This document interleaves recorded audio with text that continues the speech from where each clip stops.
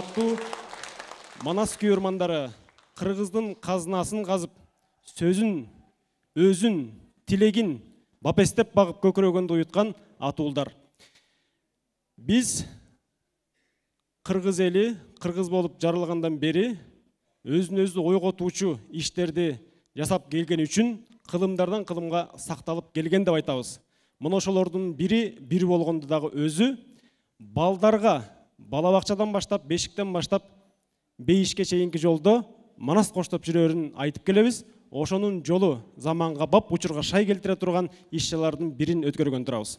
Манас улуттук академиясынын Тамгалар даңктайт Манасты республикалык сынагынын жыйынтыктоочу майрамдык иш-чарасына куш келипсиздер. Жөн жерден чыккан жок. Мен анын себебин, чоо жайын учкай айтып өтөйүн. Жалпыңыздар жакшы билесиздер, республикалык деңгээлде президенттин жарлыгы чыккан Манасты жаңыча нукта улууга, кичүүгө бап келтире тургандай даңазалоо, популярдаштыруу демилгеси чыккан. Ошол демилгени жолго таштабай, Манас улуттук академиясы маанилүү бир мааракени, иш-чараны баштап турган учуру. Тамгалар даңктайт Манасты долбоору өзүнүн идеологиялык негизи, өзүнүн нарктуулук нагызы, өзөгү бар экенин бүгүнкү иш-чарада барыңыздар күбө болосуздар. Балдар менен улуулар кошулган уюткулуу иш-чарага куш келипсиздер.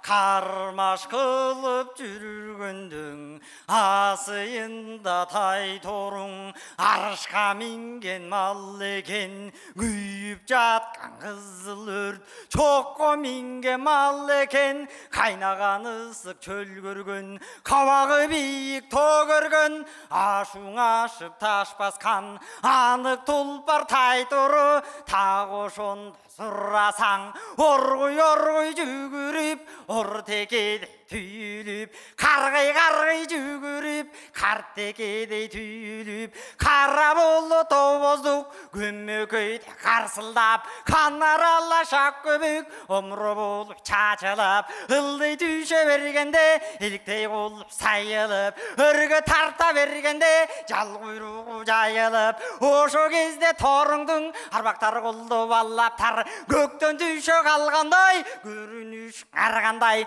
жерден чыга калгандай, жери көтөргөн балбандай, айкөлүң Манас кабылан, өзү сүрүп баллаптар, астындагы ак кулаң, омурткасың оргула, эй ойрото жок зоргула, кабырга сөк карт кула, каңгайда жок зоргула, ошо кезде сурасаң, айкөл Манас баатырдың, алла тодой айкөлдүң, ак калпактай көтөрүп, тодоюң Манас баатырда, томуктай кылып көтөрүп, желип туруп кабаллаптар, анын бер жак жагында эки тайтан кеби бар, эки бөлөк жери бар, билген атам кеп айтат, кайып тууган деп айтат, билбеген атам эмне айтат, чууга тууган уулу деп, ак балтайдын уулу деп, көктекесин зыргытып, көккө чаң бургутуп, өзү сүрөп алаптар, анын бер жак жагында каалаганын ыйманы, каканда калган жыйганы, бийлеген ыйманы, бежинде калган жыйганы, айсаралаң ат минген, алтын кемер курчанган, айдай бетиң нур чалган,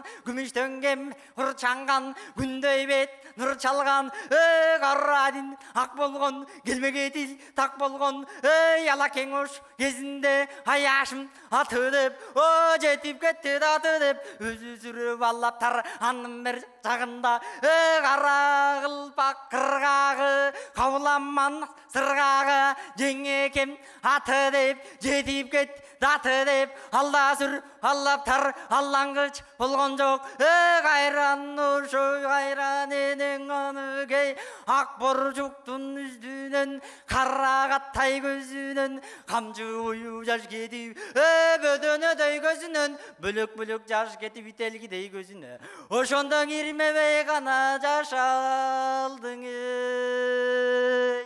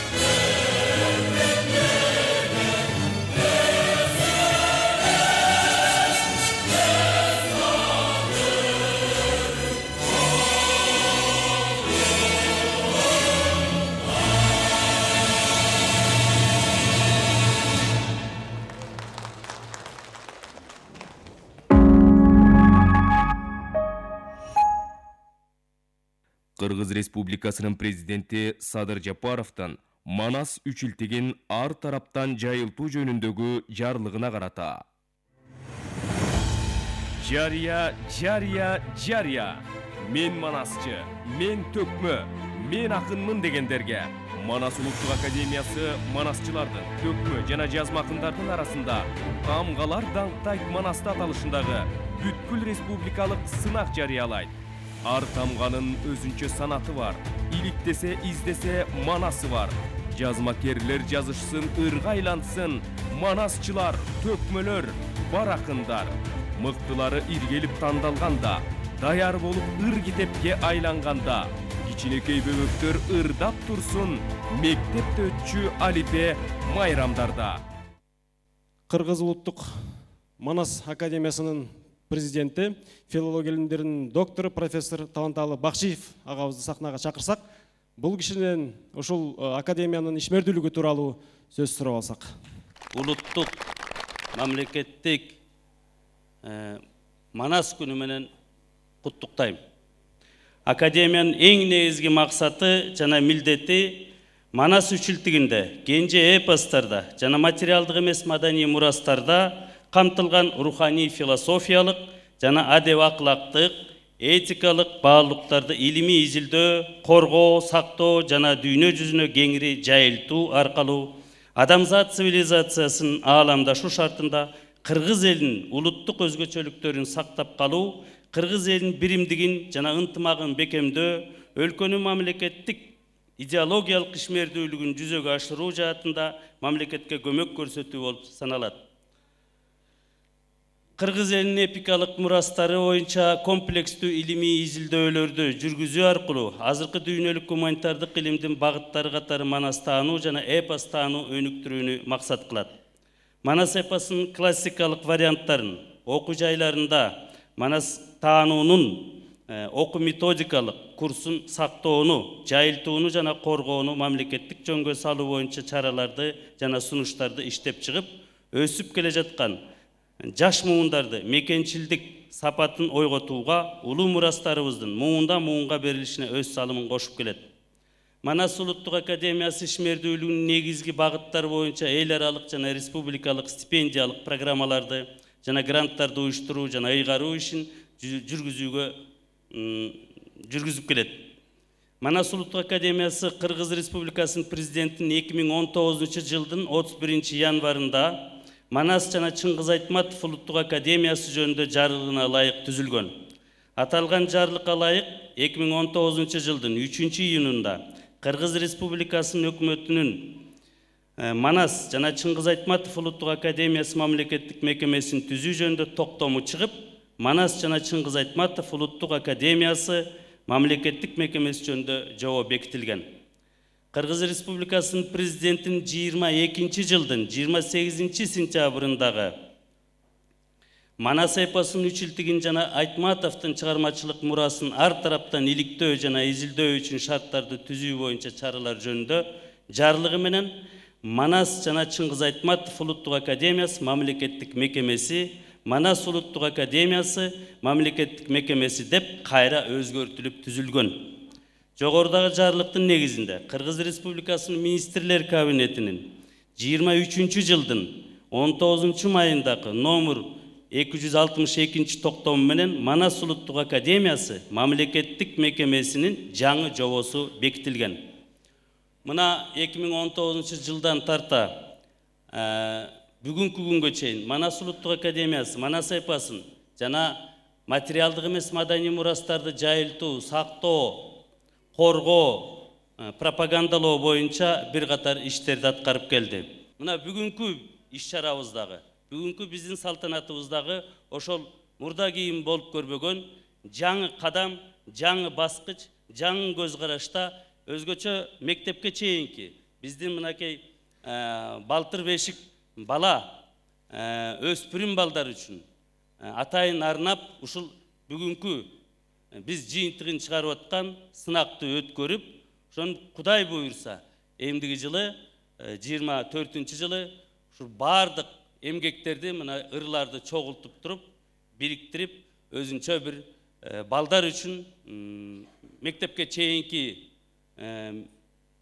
курактагы балдар үчүн, 1-класс үчүн, даярдоо класстар үчүн атайлап бир чоң келишимдүү сүрөттүү китеп жарыялап таркаталы деп турабыз. Анда эмесе салтанатыбызды ачык деп жарыялайм. Ишибиз байсалдуу болсун, көңүлүңөр жайдары болсун, Манас атабыздын касиети колдосун.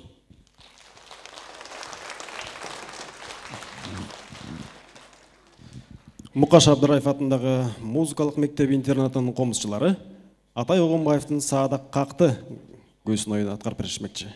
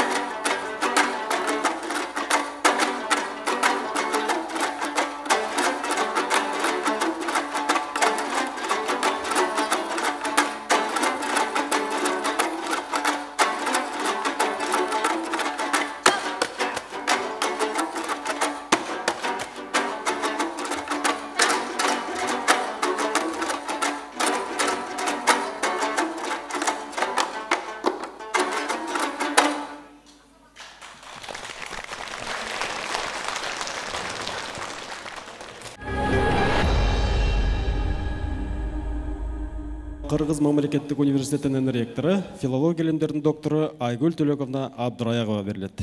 Сиздерди бардыгыңыздарды 4 декабрь Манас эпосунун күнү менен чын жүрөктөн куттуктайм. Ал эми тамгалар даңктайт Манасты республикалык сынагынын салтанат аземи биздин башкача айтканда 80 жылдык тарыхы бар, даңк өрдөндүү, илим билимдин куттуу ордосу Ишеналы Арабаев атындагы Кыргыз мамлекеттик университетине өтүп атканы биз үчүн өтө маанилүү жана кубанычтуу. Ушул жерде отурган мынакей кадырлуу конокторубуз, сиздер дагы ушул Манас бабабыздын калтырган бир эле осуятын эмес, жана мен айткан жогорку жарлыктар негизинде дагы алгылыктуу иштерди талыкпай кылып келе жатасыздар. Келерки жылдын февраль-март айларында биздин университетинде 3 күндөн 7 күнгө чейин ушу тынбай Манас айтуу бир жанагы салттуу улоо менен ушундай бир иш-чараны өткөзсөкпү деп турабыз. Мен ойлойм, бул мен айткан Талант Рыспаев кафедра башчысы турганда бул сөзсүз ишке ашат да. Анан ошого дагы программабызды түзөлү. Ушул залда мен ойлойм 3 күн дебейм, билбейм, 3 күн же 7 күн ушул күнү түнү мен ойлойм жаңырып туруш керек. Анан студенттердин баарын, башка ушундай мектеп окуучуларын дагы, башка жогорку окуу жайынын студенттерин дагы чакырабыз деген ойдомун. Ал эми ушундай балдарыбыз турганда, демек биздин мамлекеттин келечеги сөзсүз кенен, мамлекетибизде бейпилдик болот, өнүгүү болот, өсүү болот деген ишеничтемин. Бардыгыңыздарга ийгилик каалайм, тынччылык каалайм, ден соолук каалайм. Чоң рахмат. Ушул мекемеде жогоруда Айгүл Төлөкова айтып кеткен мырзабызга атайын ардак грамота бар. 4 декабрь Манас эпосунун күнүнө карата Манас үчүлтүгүн жайылтууга кошкон зор салымы жана манастануу багытындагы бир катар агылыктуу иштери үчүн Ишеналар багытындагы Кыргыз мамлекеттик университетинин мамлекеттик тил жана маданият институтунун манастануу кафедрасынын башчысы Рыспаев Талантбек Казыбаев сыйланат. Кол чабуулар болсун.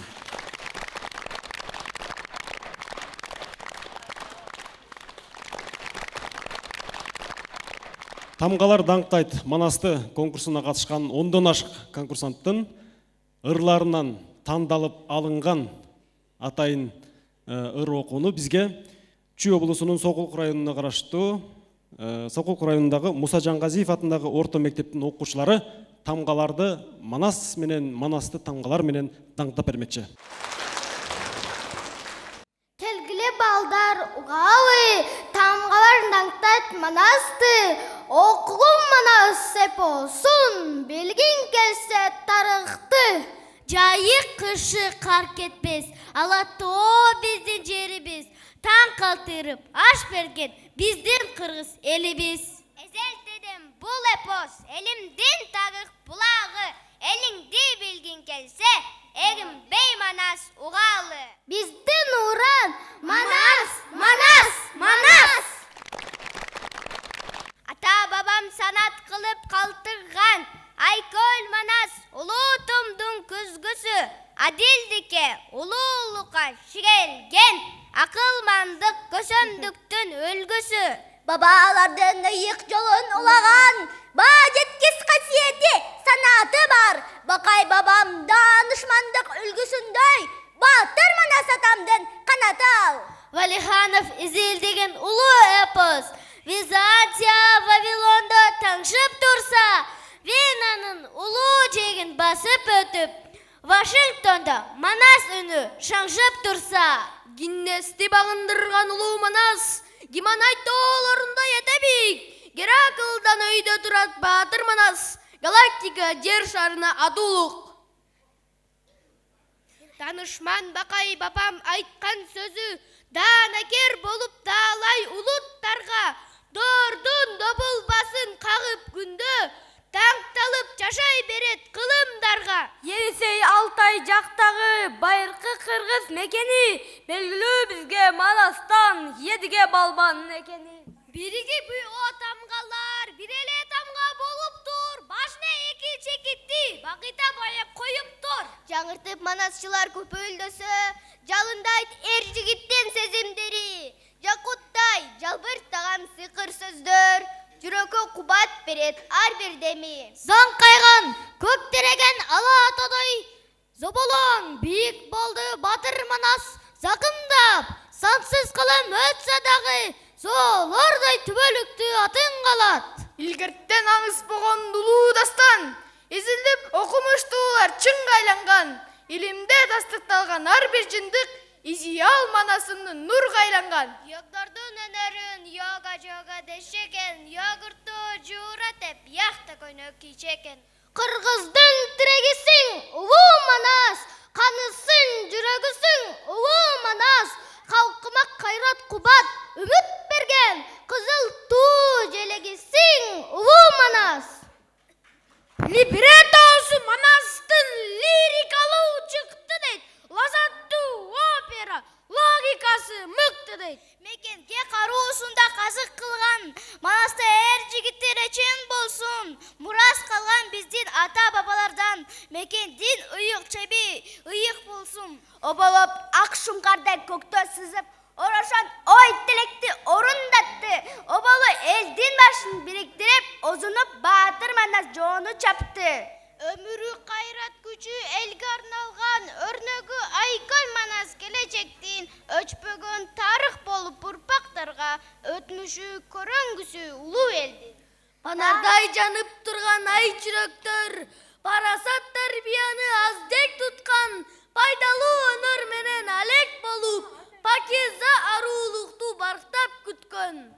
Радулов Римидорду таң калтырган, Римде, Румынияда Манас таңшый, Саякбай Шапакка айткан улуу санат, рухту аруласа жүрөк балкыйт.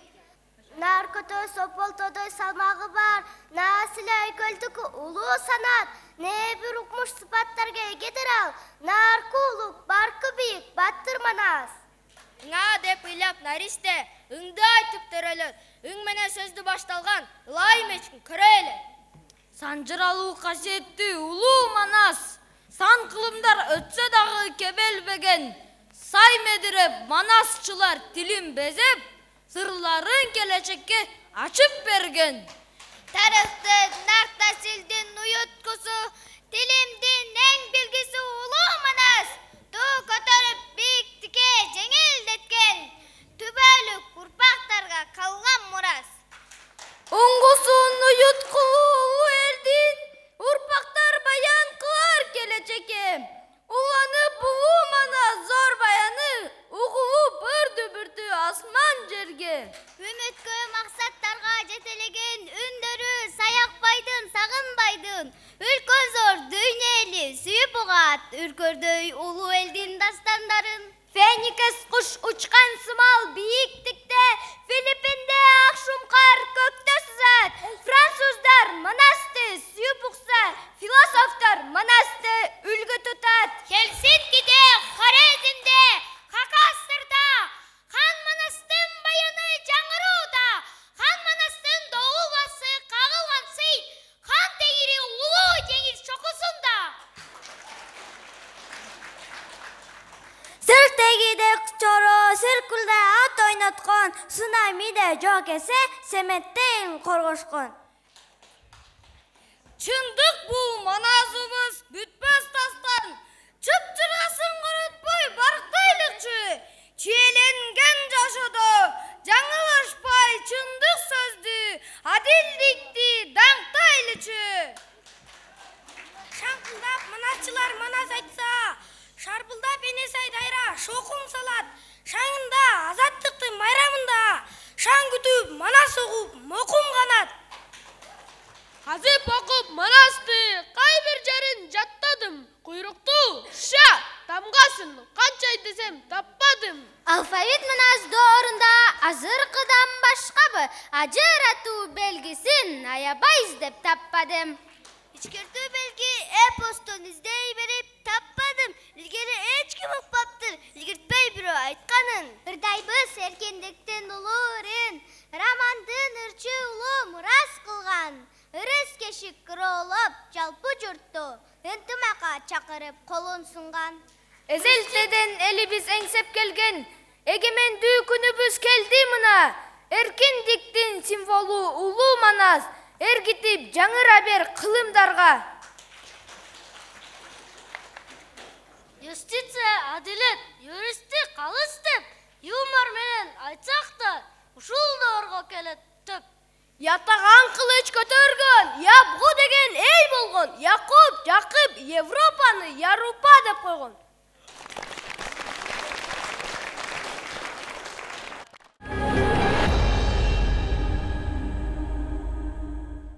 Тамғалар даңқтайт Манасты сынағына Манасшылардың, төкмақындардың, жазмақындардың емгектері келіп түшкөн 10-дон ашық.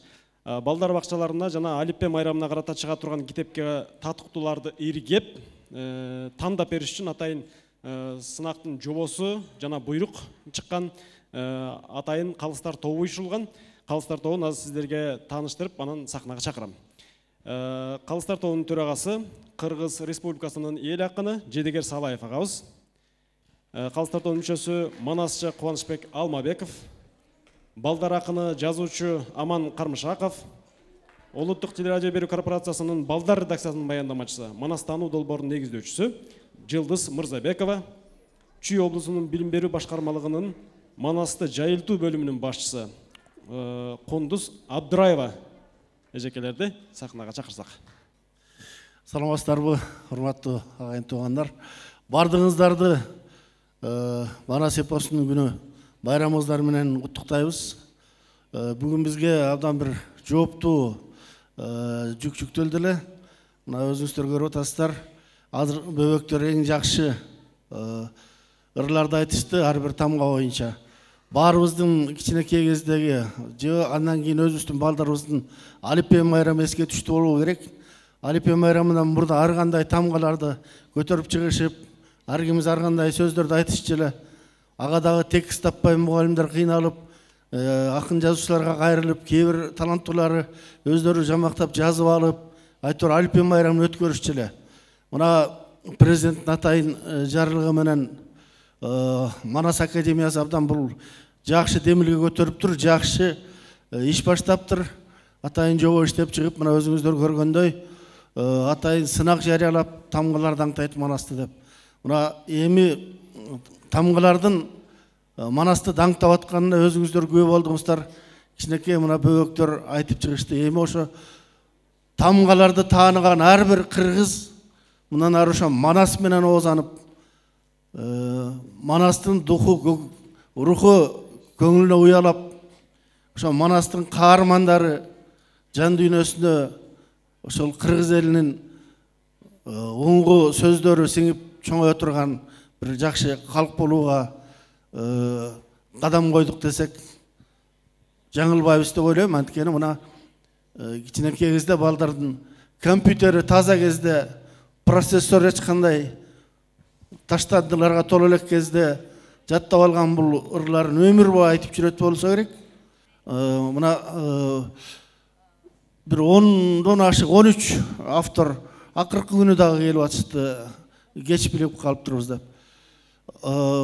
Аябай жакшы ырлар дагы түшүптүр, бирок кээ бирлери ошо жобону жакшы түшүнбөй калганбы, баягы Алипе майрамына арнап А деген сөзгө, мисалы тамгага эч кандай Манас окуясынан, Манастын каармандары же Манас же кыргыздын духу камтылбаган, жөн эле А менен башталган сөздөрдөн деле баягы салттуу мурунку келаткан Алипе майрамындагыдай кылып тексттерди жазып койгондор да бар экен. Бирок негизинен көпчүлүгү Манас темасын жакшы өздөштүргөнүн авторлор билдирип, ошол биздин балдардын өзүнүн тилине жатык келтирип жазган авторлор да бар экен. Ошолордон тандап мына ушул азыр балдар айтып аткан айрым варианттарын тандап алдык. Авторлордун баары аракет кылыптыр. Рахмат, ушундай жакшы иштер улана берсин деп тилейбиз. Чоң рахмат. Тамгаларды аңтайт Манасты деген немен абдан жакшы иш чараны абдан жакшы сунуштаган ойлоп тапкансыздар. Манас улуттук академиясынын жетекчилигине мен ыраазылык билдиргим келет. Манас эпосунда абдан көп тема, абдан терең мазмун жатат. Дээрлик бардык тамгаларга тапса болот. Көпчүлүк бир экөөнү таппай албаса, калганына бүт тапса болот материалдарды. Болгону терең окуп үйрөнүш керек. Анан мен ушул балдарды көрүп туруп, ушул иш чараны карап туруп, калыстардын бири катары карап туруп, анан мен өзүм дагы колдоо иретинде ушул темага байланыштуу бир ыр жаздым эле, чыдабай кетип, баягы тулпар көрсө 4 аягы тыбырайт дейт го. Оомат болуп урпагыңа кел Манас. Көп түшүргөн душманынын келмесин, кегин алып жеңген касын теңдешин, элдик наркын түптөп кыргыз салттарын, улуу Манас курган кыргыз өлкөсүн. Тарыхтагы чыганыбыз да Манас, турмуштагы ураныбыз да Манас, алам элин тамшандырган өрнөгү, сыймыктанып турарыбыз да Манас. Манас, Манас, о акылман ер Манас, оомат болуп урпагыңа кел Манас, шаабай сууп турган кезде карайлап, кыргызыңа дымагыңды бер Манас. Манас, Манас, касиеттүү ер Манас, элди колдоп шыктандырып бер Манас, урпактарың нарктан тайып турганда эстерине бир келтирип бер Манас. Манас, Манас, о кемеңгер шер Манас, асабаңды желбиретип кел Манас, рухуңа урпактарың сугарып, кыргызыңды бир көтөрүп бер Манас. Өтө кубанычтамын бүгүн ушу Манаслардын атына мен катышып атканыма. Биринчиден ушу атабыз Ишеналы Арабаевдин институтунда турганына өтө кубанычтымын. Эмне үчүн ушу именно тамгалар үчүн күйгөн киши, кыргыз алфавит үчүн, кыргыз Манас үчүн мына кеткен кишини нарбага колдоп, ушу балдарыбыз сенде турат. Айгүл Төлөкөновна, сизге чоң рахмат. Мен муну эми ушу ырларды окуп отуруп, анан Тамгалар даңктайт Манасты дегенде мен деле ушу өйдөкү Жедигер ага айткандай Манас жөнүндө жазылат экен десем кичине мүчүлүштөр болду, айттык бул жерде отургандардын баары тең. Бирок деген негизи өзү долбоор анан койгон, алдыга койгон маселе иш аябай туура болгон. Биз деген 30 жыл болду балдарды унутуппуз чындап ойлосом. Илгери деген совет учурунда балдар үчүн өзүнчө журналдар, передачалар, эмне деген ырлар жазылчу эле. Мен эсиме келип атат, Түгөлбай атабыздын балдар үчүн жазган ырлары. Ал эмне деген эки эле сөз менен 3-4 сөз менен эле балдарга түшүндүрүп койгон. Ошондой жазсаңар могу жерде отурган акындар мен ушу суранат элем да ошондой балдар үчүн. Тамгаларыбыз даңкталып турсун, калып калган тамгалар, бай атылып кеткен аталарыбыз ушу тамга үчүн дагы киргизип толуктай турган могу филологдор отурасаң толукташ керек ошол тамгаларды. Рахмат сизге. Чоң рахмат. Биз Кундуз экөөбүз тамаша иретинде айтып коеюн. Айтылган сөздөргө айтыла турган кийинки сөздөргө дагы кошулабыз. Эң негизгиси майрамыңыздар менен бул майрам Манас эпосуна салым кошуп аткандар үчүн, манасчылар үчүн гана эмес, бул майрам ар бирибиз үчүн майрам. Кыргызда бир чоң майрамдардын бири эгемендүүлүк майрамы болсо, мына экинчи чоң майрам ушул Манас эпосунун күнү. Урматтуу окуучулар, балдар, муну жаныңарга, көкүрөгүңөргө түйүп алгыла. Майрамыңар менен куттуктайм. Бар болуңуздар. Рахмат. Учурдан пайдаланып бүгүнкү Манас күнү майрамыңыздар менен чын жүрөктөн билим берүү тармагынын атынан куттуктап кетүүгө уруксат этиңиздер. Мынакей күбө болдук. Азыр Айгүл Төлөкова айтып өткөндөй, мончоктойгон балдарыбыз Манасты ушунчалык туу тутуп, өздөрүнүн жүрөгүнөн өткөрүп, өз дилинен, таза дилинен өткөрүп айтып бергени ар бирибиздин жүрөгүбүздү титиретти окшойт. Бул өтө жакшы самалык болду. Мен буга кошулуп колдогон себебим, биз мектеп жашында керек болсо бала бакчанын баягы отургучунан тартып ушул Манасты таанытуу, ар бир инсандын өзгөчө билим берүү жаатынын ушул Манас академиясын колдоп, ушул сынакты жарыялаганына мен кош колдоп кошулдум. Бардык билим берүү жаатындагы ар бир мугалимге, ар бир педагогту мен жүрөгүнө Манасты туу тутса деп ойлойм. Дагы бир жолу майрамыңыздар менен. Чоң рахмат, бар болуңуздар.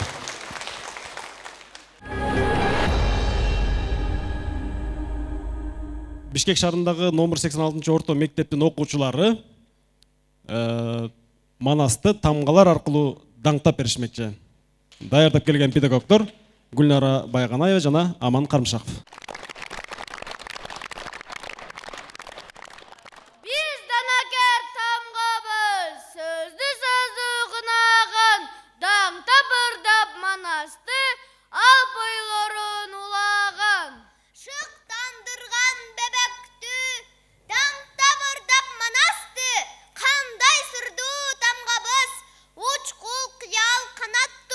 Касиетти бизөңдү тамгалары катылган, кыргыз элим кураган, баба Манас сакылман.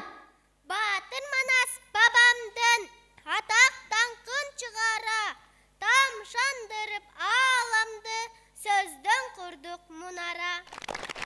Айгүл Манас атабыз Алтайга туулуп өсүптүр. Ата журтту билгенде Алатоого көчүптүр. Баскынчылар качыптыр, Батыр Манас келгени, бейпил турмуш орноптур, бакыбат болуп эл жери. Варианттын Манастын версиясы төп экен, вокал вальска салышкан, эмгектери төп экен. Герцен Манас атанын графикалык сүрөтүн гениалдуу тартыптыр, гүлдөй көркөм мүнөзүн. Тулдулурчу болуптур, Туңкана деген Манасчы, Тыйканбай менен Тыныбек düşөлөр айткан Манасчы. Бириктирип ыйону бир тамга кылып коюптур, башына койсок кош чекит, бакыйган ё болуптур. Жетим унун тагайтып, жетик билген Манасты, Жусуп Мамай атабыз жут сыйлаган Манасчы. Зарделөне каны кей, зайбы Манас атанын, зоо болосу бийик жан, залкар аял затынын. Ит ичпесин ала көл, ит алдып курсалган, илбесиндүү жер экен, илгери Манас эс алган. Йоптордун өнөрүн жога дешче экен, йогуртту жуурат деп, ыякта көйнөк кийчү экен. Кыргыздын туруу басында кайрын жодон коргогон.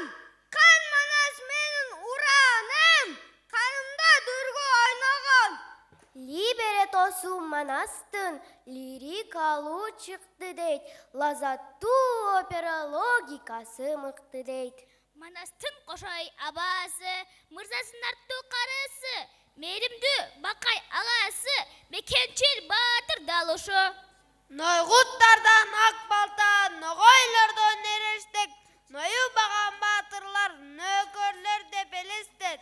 Ыңа деп ыйлап Манаста, ыңды айтып төрөлөт, өң менен сөздү баштаган, ырды да эч ким көрелек. 10 кишиге 1 киши, опурулган чоң болот, ошол аскердик чинди 10 башы десең оң болот. Өсүп өнгөн тукуму, Өгүз хан Манас бабасы, өрүшү жайык суусу мал, өгүз кечүү жараты. Бири Сунон Сулайман, бири жигит Шаймерде, паранда көп Манаста, бир жол угат ар жерден. Равух бергер Манаска романс жазып арнаган, рухий байлыктар тулап, рухун элди шаңдаган. Сагынбай чойуке келди бек, санжылдап айткан Манасты, саякпай уркаш кийинки, сан жыргалуу Манасчы. Хан Жакып бала тилеген, хан болгуча балага, чоң жинди деп ат берген, хан болгон Манас бабабыз, кулаалы таптап кош кылган, курама жийип жорт кылган. Сирктегиде кырк чоро, сиркулде ат ойноткон, цунамиде жок келсе, сук этпей элин коргогон. Чыйырды Манас энеси, чыныгаты шакан, чоңойгуча Манасты чоң жинди деп аташкан. Шапак шабай балык ош, шаңдуу айткан Манасты, шутуга калпак өзөктөй, шушуйта кийсең жарашчу. Казып окуп Манасты, кай бир жерин жаттадым, койрукту утча тамгасын, канча издедим таппадым. Ичкертүү белгиси эпостон издей берип таппадым. Илгери эч ким укпаптыр, илгертпей бирөө айтканын. Рамандын каратай, ырчуулатка конуптур, ырга салган Манасты, ышкыбаз ырчы болуптур. Алфавит Манас тоорунда азыркыдан башкабы ажууратуу белгисин аябай издеп таппадым. Касиетти бизөңдү тамгалары катылган, кыргыз элим кураган баба Манас Сакылман. Юстиция адилет, юристи калыс деп, юмор менен айтсаң да, ушулдарга аныкты. Ятаган кылыч көтөргөн, Ягбу деген эл болгон, Якуб Жакып Европаны Ярпа деп койгон. Ятаган ири кылыч, бул кылычты Манас тоорунда Ягбу деген эл колдонуптур. Анда эмесе Бишкек шаарындагы номер 66 орто мектептин окуучулары Манасты тамгалар аркылуу даңктап беришмекчи. Даярдаган мугалими Кайкиева Гүлжамал. Улутум! Кыргыз, кыргыз, кыргыз! Айкөлүн Манас кабылан, ааламга таанылган, адамзат кыргыз өзөкө азык берет тамырдан. Ачылбас сыры тереңде, ачылып жатат жаңыдан. Бакай бабам данышман, караңгыда көз тапкан, капилеттен сөз тапкан, батасы менен жол ачкан. Василий Радулов жазган сөз, вариант кылып ачкан сөз, венгрлер баалап эпосту, Валиханов баккан сөз. Гүл коята дер экен, гүл төгүлгөн жер экен, гүл букарда жайгашып, гүлдү бейиш жер экен. Енисе Ялтай жактагы байыркы кыргыз мекени, белгилүү бизге Манастан Едигей байлган экени. Birigip o tamgalar, birele bol paytılat, az kezget eposto, yotoşkan tamgalar.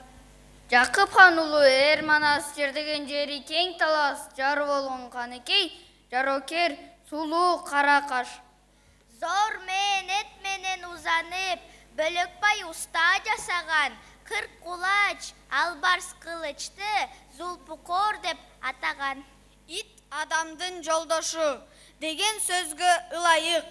Изин искеп манастын, издеген дейт кумайык. Семетейди күтүптүр, 12 жыл мұңайып. Қан қошой киген қандағай, қарысада шамдағай, қынқылдап дұшман көрінсі, қараның көрчі қырғыдай. Лапылдап қар жасада, отырды ұғып қалың жұрт, лөк тастанчы саяқпай, Манасты айтты көпілдіп. Мүңгіріп тұрған қырғызға, Манас бабам жаралған, 1000 жылдан жетпей тиленген, мүдөөсүн елін атқарған. Намысын Манас ту қылып, нар кескесін байланған, нечен елін қиынаған, нес қараны жайлаған. Ошпурға Манас барғанда, 12-ге толып тұр. Ошпурдан талим көалып, орды салып, чукатып, оромпой ойын чоң салып, ойынды отсыз қойып тұр. Өсіп өңгін тұқымы, өгіз хан Манас бабасы, өріші жайық, сусу мол, өгіз кетчүк жер атыр. Пейлі кенен қырғыздың, Семетей бар екен, перінің қызы Айчүрек, Семетейге жар екен. Рысменді ұлы шапақтай, Чон Манасшы болсам деп, Үчелдекті жатқа айтып, әр көзіні толсам деп. Сырду құдай белеги, сырттан сырғақ сереги, санжыр қалу Манасқа сын қылсат ет кереги. Уңғызу ұйытқылы ұлы елді, ұрпақтар баян қылар келечеке, уланып, ұлы Манас зор баяны, уғылып, урду бүрті асман жерге. Туйлап тұрған ободо, туысы Манас елімден, түндігін бейік көтірген, түркөйік жерімден. Үлгісі артық Айчүрек, үрден бүткін жан екен, сөйлөті артық ұшыл қыз, Семетейге жар екен. Фундаменті бек болған, философияны қамтыған, феноменді саяқпай, эпосты дүниеге танытқан. Хан Манас бізден атабыз, құлалу таптап қош қылған, Хан Манас бізден бабабыз, құрама жиып жұрт қылған. Сирик дегенде қырық чоро, секертіп ат ойнатқан, цунамидей жогесі, Семете олып қорғыған. Чеч төбеді қош ойду, чеби болған суға бай, чет тілін білген алтымыз, чечен болған ажыбай. Алфавит Манас doğrunda azır қыдан башқабы, ажырату белгісін аябай іздеп таппадым. Қазып оқып Манасты, қай бер жерін жаттадым, құйрықты ұша тамғасын, қанша іздедім таппадым. Ырамандын ырчы ұлы ырдаған алғач Манасты, төгіп ырдап ердігін ырмен дастан жаратты. Ичкерт белге эпостон издей беріп таппадым, илгері ечкім ұқпаптыр, илгертпей бірі айтқанын. Эки тізген бір чылбыр, ел билеген алышқан, Эр Манас, Бакай, Қырықчоро, елімде сақтап қалышқан. Ойу менен болушту, бағлан қозу сойышту, бұшқан етке тойышту, Манас деп уран чақырып, хан көтеріп қойышту. Ятан қылыч көтөргөн, Яғбу деген ел болған, Якуб дешіп Жақыпты, Ярпа деген жер болған. Үзілгенді улаған Манас! Чачылғанды жинаған Манас! Атағы биік атағыз Манас! Үлгі болсын сабағыз Манас!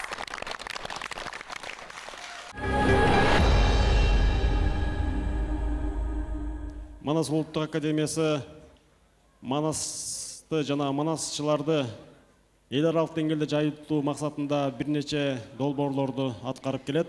Германия Федеративдик Республикасынын элчилигинин алдында орнотулган бала Манас шайкелинин алдында атайын QR код коюлган, алып келгенде жанагыл ролик коюлат. Эми ошол роликтин англис тилиндеги вариантын көрүп алсак. Kyrgyzstan, country of snow-white mountains reaching the sky. The genesis of pristine rivers and lakes. Here, the golden eagle soars through the sky, serving as a celestial sentinel, while the white leopard, guardian of the majestic Solda's homeland, keeps a vigilant watch over the mountains. The dawn of all beginnings, the cradle of nomadic civilization, where heaven and earth bear witness to a grand history. Here every melody carries the echoes of those distant blessed days, and the tales of antiquity persist through oral tradition. These special individuals are the blessed storytellers of Manas, the Manasçı.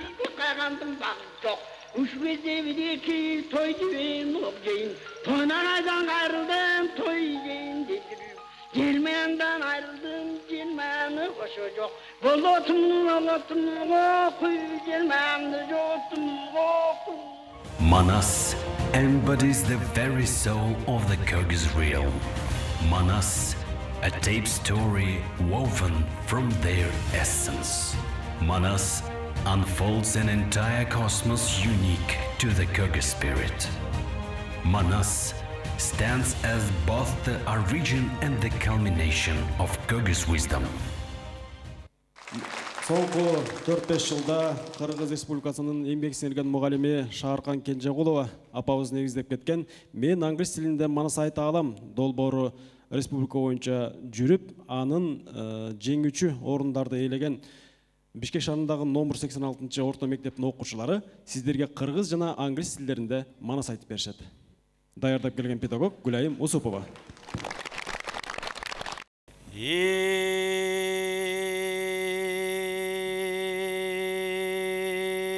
Таң кашкайып сүргөндө, жерге жарык тийгенде, асманда жылдыз бөлүнүп, таңгылайып сөгүлүп, кулан өгүп ак болгондо, таңда туруп камданып, кыран эрлер чамданып, аш тамагын ичишип, ататына минишип, чабулунун бек тартып, коюшканын кыскартып, найзаларын каргытып, айбалтасын байланып, каңгайды көздөй бет алып, токтонуң албай көп кошун, жалпы кирди чогулуп, карап турсаң Кытайдан,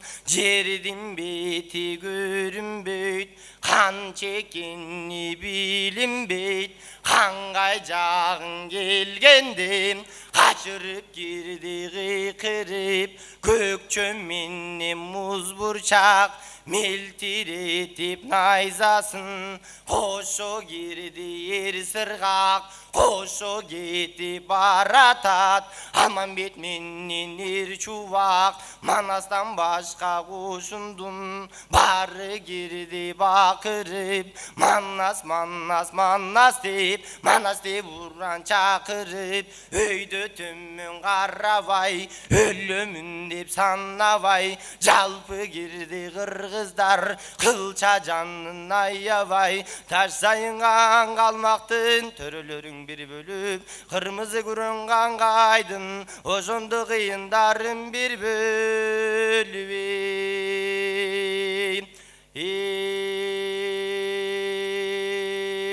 The hurt was lit by Ayman Boz, his situation during stallion, he sacrificed 9 Marys for slaughter, a few dozen his beredak, they boil it meat in their khazans, and Kyrgyz tribes from Alfokonis gives it in Altai again.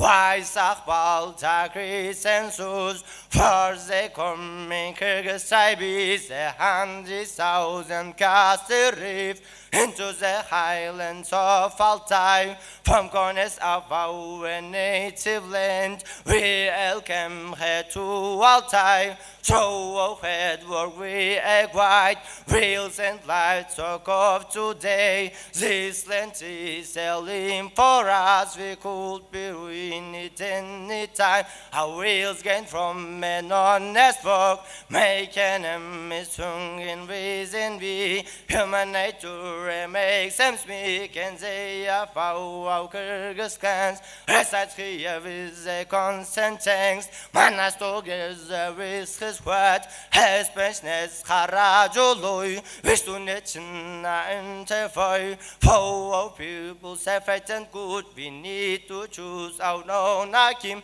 The witty good to buy and suit. He told the people joking guy that on the hunt up in the mountains, they elected Hermanas. He called the people gazetary to repeat the choice for all to see. Manas objected fruitfully. Up in the mountains, hands we just making jokes how selfish as hand you choose me yet said fast. Merely a game and I propose how brave culture as our real hand. I thank you, brother, said culture. My shoulder will be shielding yours. Always redeem my dear Manas to stand and fight right next to you. Many battles deserve so honor, but truth hand is one Manas.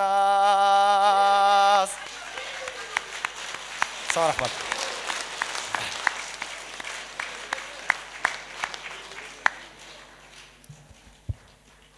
Арбаңыздар, ең алғаш сіздерді эл аралык Манас майрамымен чын жүректен құттықтаймыз. Біз 86-ші мектептен боламыз.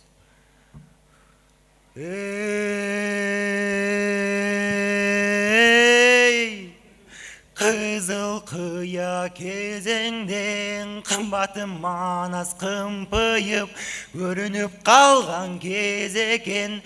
Қинауға түшіп қырғыздар көлкіп тұрған кез екен.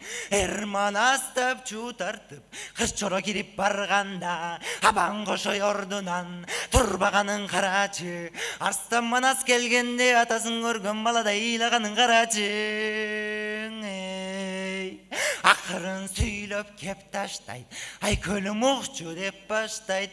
Көкөтөйдің қызығаш көргөнү келген екен біз, таланып қара Қытайға өлгөнү келген екен біз. Қара Қытай манжунун албын түрлі ери бар, ала қандай қырғыздан ала албай жүрген кегі бар. Бейпайды салып булашта беті алышар жері бар. Арқасынан боқ мұрын қошыла сөйлей қалғаны, төгөнгөн ашты не бердім, түгел талап кететпейм. Ат маникер күлікті сұрап жататын нес қара, маникерді бербесем салмақчы бұлар бүлікті. Bir at üçün жолашпай маникерді бергендім, хан үрбі айда салғаны, аныққанда Манастың қары келіп қалғаны. Толғынға түшкен чоң қамчы оңи меріп алғаны, обдуға түшіп үрбіні орайға тартып қалғаны. Жақ чарылды қанақты, оқу емне болды деп тұра қалып қошой Манасқа қату кеп айтты. Немін өзің бұл Манас, жақшыны жақшы білбейсің, жаманды көзгө илбейсің. Мынтип жүргөн қатуын қордып көріп қаларсың, қойып жүргөн қоқой күн бұ пейліңді Манасым. Манас Манас дегенде барбая түшөт екенсің, үйліп қойған чанаштай дардая түшөт екенсің. Қошойды қиялбай қышқы кірген бурадай, айбатын басып зеңгереп, ачусын жеңіп зеңгереп, ашпышымдай тим тұрду Арыстан Манас кеңгереп, андан соң жооп бергени. Маникер алса бұл күнді қырың ачып ат түбүндө, эртеңки күндө эсири аккууланы калбайбы. Аркы күнү дардайып кер кабылын атына суук колун салбайбы. Қаны қалып алған соң қырғыз еліме күнді тозық салбайбы.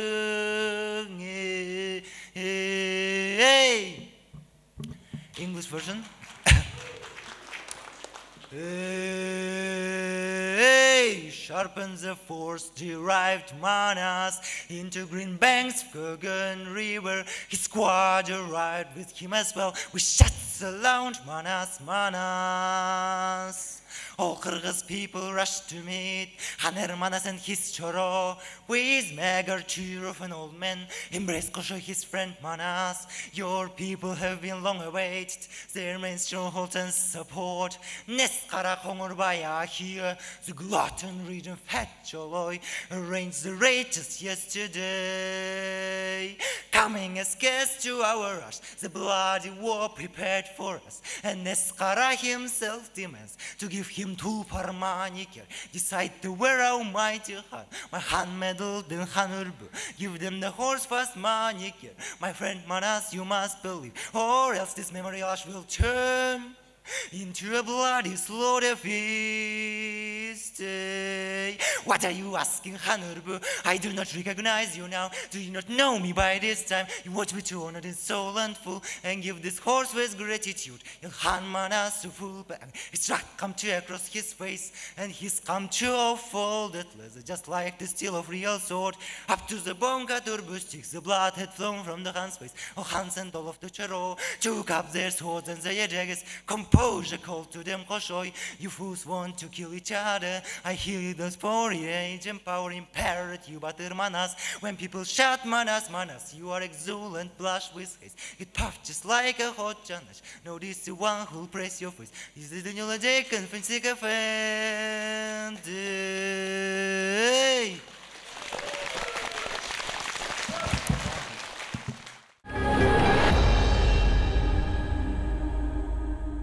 Тамгалар даңқтайт Манасты долбоорунун автору, Манас Улуттук Академиясынын вице-президенти, Кыргыз Республикасынын маданияттын эмгек ишмер Назира Алы кызын сахнага чакырабыз.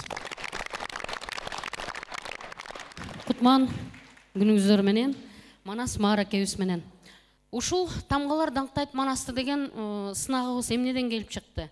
Жана сөз башында айттык, биз иштешкен мугалимдер менен дагы байланышканда айтып атышты. Негизи балдарга жазылган ырлар жок кыз экен. Алипе майрамында балдар жаттаган ырлардын маани маңызы өтө эле төмөн экен. Айрым учурда мугалимдер өздөрү оңдоп жаттаттырат экен. Анан биз Манас Улуттук Академиясынын президенти Талант Алымбекович болуп ушул демилгени баштадык. Себеби иш болжомунда көрсөтүлгөн балдар адабиятында дагы бир мындай чоң эмгек, үлкөн эмгек болуп калсын дедик. Бул токтоп калбай, жана Жедигер агабыз сөз башында айтып кетти, буну токтотпогула деп. Мындан ары биздин балдарыбыз тамганы тааныганда Манасты кошо таанысын деген ак тилек, аруу тилек менен мына ушул сынакты баштадык да. Маани маңызы жок сөздөрдү жаттагандан көрө Манас аралашкан, Манастагы элди таанысын, Манастагы жерди таанысын, Манастагы каармандарды таанысын, Манастагы бардык түшүнүктөрдү бала мектептин астанасын аттагандан баштап, ошону менен оозанып, ошону аң сезимине сүңгүтүп, сиңирип алсын деген аруу тилек, ак ой менен ушул сынакты баштадык. Бул эми башталганда албетте көп мындай мүчүлүштүктөр болбой койгон жок. Анан ушул жерде чоң ыраазычылык айткым келип турат. Биз ураан чакырып, баягы жарыя салып баштаганда эле биздин үлкөн манасчыларыбыз Рыспай, Замир, Камил, сиздерге терең ыраазычылык. Биздин ушул сынакка катышуу ниетиңиздерди билдирип, эң биринчилерден болуп ырларыңарды силер салдыңыздар. Андан кийин биздин акындарыбыз Исмаил Кадыров, балдар акыны, жазуучу, Кыргыз Республикасынын маданиятын эмгек сиңирген ишмер, даңк медалинин ээси Исмаил Кадыров мына салды биринчилерден болуп.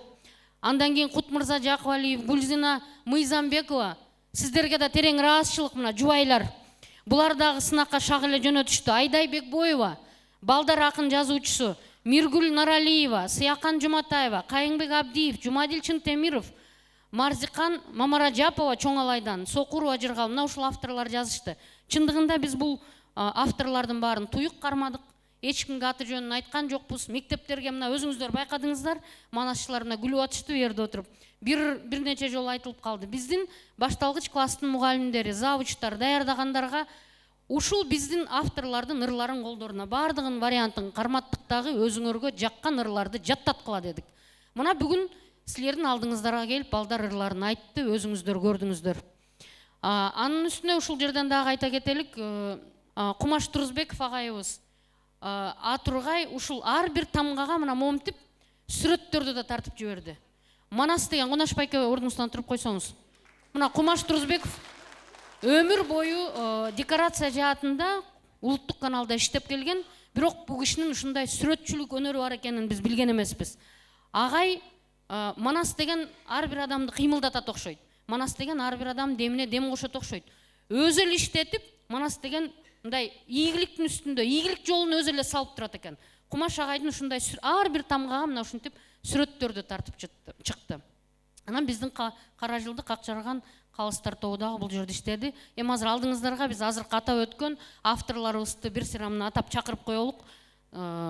Келсеңиздер. Каармандарыбыз, мына биздин авторлар, жанагы биздин 120 окуучубуз жадына жаттап айткан ырлардын авторлору мына ушул баатырлар, ушул каармандар. Сиздерге терең ыраазычылык. Азыр микрофонду узатсам анда эмесе биздин каармандарга. Улуулата баштай берели анда. Арыбаңыздар, урматтуу бүгүнкү иш-чаранын катышуучулары. Илгери бир мезгилде жазганым бар эле. Майдаланып кеттик го, майдаланып, кам Манастын кадимки урпактары. Болорун биз болдук го, кантер экен тагдырлары балдардын курсактагы деп. Эми ошол тынчсыздануумда бекеринен болгон эмес, мына 30 жылдан ашык мезгилден бери ары чайпалдык, бери чайпалдык, республикабыздын идеологиясын таппай, республиканы кантип, мамлекетти кантип өнүктүрүүнү, кыргыз тилин кантип өстүрүүнүн жолун таппай, чынында эле бир топ кыйналдык элек. Мына азыр эң туура жолго түштү го деп ойлойм.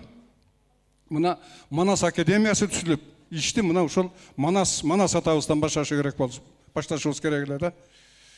Манас академиясы түзүлүп, мына балдарга ушу Манас айтып, могуреки жерде улутум кыргыз, урааным Манас деп кыйкырып турганы жөн эле жүрөгүңдү толкутуп ийет да. Мына ушул иш абдан жакшы башталды деп ойлойм. Мына ушуну эми таштабаш керек, улантышыбыз керек. Бардыгыңыздарга рахмат. Ушул бүгүнкү конкурстун катышуучуларын бардыгыңыздарды куттуктайм. Манас күнү менен бардыгыңыздарды куттуктайм. Чоң рахмат. Бар болуңуз. Бул конкурска катышуу аябай кыйын болду. Аны үчүн Манасты биринчиден билиш керек экен. Билем деген менен биз баары бир билбейбиз да көп нерсени. Анан манасчылар менен тең тайлашыш, Манастын өзү жөнүндө айтып бери, анан аны дагы балдар адабиятынын, балдардын ою менен, тили менен түшүндүрүү, ал дагы өзүнчө аябагандай чоң иш. Анан ушулардын баардыгы тең кыйын эле болду агай, Анан ошончо да кичине аракет кылдык. Анан бүгүнкү күнү ушу жерде анча-мынча ырларыбыз айтылып атса, ага да ыраазы болдук. Эң биринчи ушуну уюштурган Манас академиясына абдан чоң терең ыраазычылык. Бул биздин балдарга көрүлгөн камкордук деп эсептейбиз. Мына ушул балдардын тили менен Манас чыкса, балдар ушуну айтып турса, бул аябагандай чоң келечегине болгон камкордук деп эсептейбиз. Бардыгыңыздарды майрамыңыздар менен куттуктайбыз. Чоң рахмат бардыгыңыздарга. Чоң рахмат. Эми манасчылардан бирөөңүздөр сөйлөп койсоңуздар, анан тапшырып. Манас күнү майрамыңыздар менен калган бардык ойлорго кошулабыз. Чоң рахмат. Эми сахнага Талын Талмекович келип берсеңиз, биздин катышуучуларга дагы, калыстар тобуна дагы атайын ардак грамоталар бар. Мекеменин атынан ошону тапшырып койсок. 4 декабрь Манас эпосунун күнүнө карата тамгалар даңктайт Манасты республикалык сынагынын калыстар тобунун төрагасы катары жигердүү иштеп бергендиги үчүн Саалаев Жетегер Ибраимовичти сыйлайбыз. Ушундай эле ыраазычылык кат менен Алмабеков Кубанычбек Касымалиевич сыйланат. Ушундай эле ыраазычылык кат менен Карымшаков Аман Нурдинович сыйланат. Кот болсун. Ушундай эле арасыл кат менен Абдыраева Кундуз Мукашевна селенат. Ушундай эле арасыл кат менен Мырзабекова Жылдыз Темиркуловна селенат. Ардак грамота менен Манас улуттук академиясы мамлекеттик мекемеси уюштурган Тамгалар даңктайт Манасты республикалык сынагына активдүү катышкандыгы үчүн Исаков Рыспай Рахманович селенат. Колду катуураак эле чабалы туугандар. Ардак грамота менен Баялиев Замир Жайлообекович селенат. Ушундай ардак грамота менен Мамадалиев Камил Сагынбекович селенат. Ардак грамота менен Исмаил Кадыров агай селенат. Ардак грамота менен Бекбоева Айдай Акылбековна селенат. Ардак грамота менен Миргүл Наралиева селенат. Ардак грамота менен Жумадил Чынтемиров селенат. Кичинекей балабыз да катышкан экен да. Азамат. Кот болсун. Ушундай ардак грамота менен Сокурова Жыргал селенат. Ардак грамота менен Мыйзамбекова Гүлжина селенат. Ардак грамота менен Котмырза Жакбалиев селенат. Бардык катышуучуларга Талтаныш сизге ыраазычылык билдиребиз. Учурдан пайдаланып, урматтуу кесиптештер, учурдан пайдаланып, мен азыр ушул Ишеналы Арабаев атындагы Кыргыз мамлекеттик университетинин илимий китепканасына атайын биз чыгарган Манас улуттук академиясы эмгектенген бир нече айлар бою, жылдар бою анан жарыкка чыгарган китептерин тартуулап койсом дейм. Бул Каркыралар сабындагы ырлар аттуу китеп мен таатам Кулмурзаев Жамалбектин китеби болуп аталат. Мен буну Манас академиясынын президентине белек катары алып келгенмин. Азаматсың. Чоң рахмат.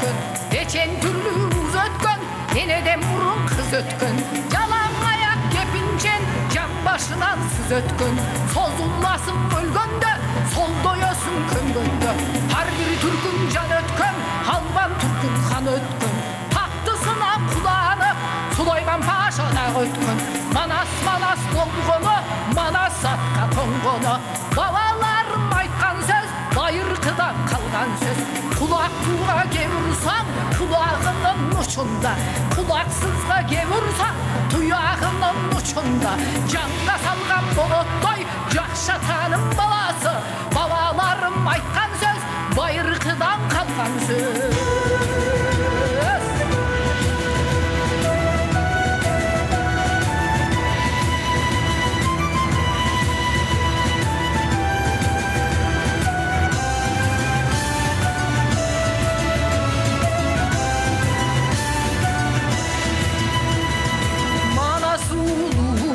Kırgız eldin jelegi, atam Uras, akıl oydun tereği, tübölük o taşka damga baskanday, Kırgız eldin adamzatka belegi, asman menen jeringdin kirösünün bütkönдөй, ayın menen күнүңдүн bir өзүнөн bütkönдөй, эңир уулуу эр Манас, асман менен жериңдин күрөсүнөн бүткөндөй, айың менен күнүңдүн bir өзүнөн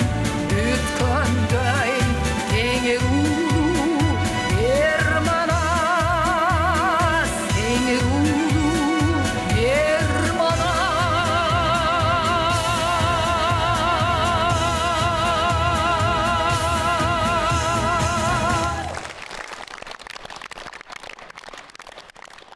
Uranım Manas. Uranım. Uranım. Бар болғыла.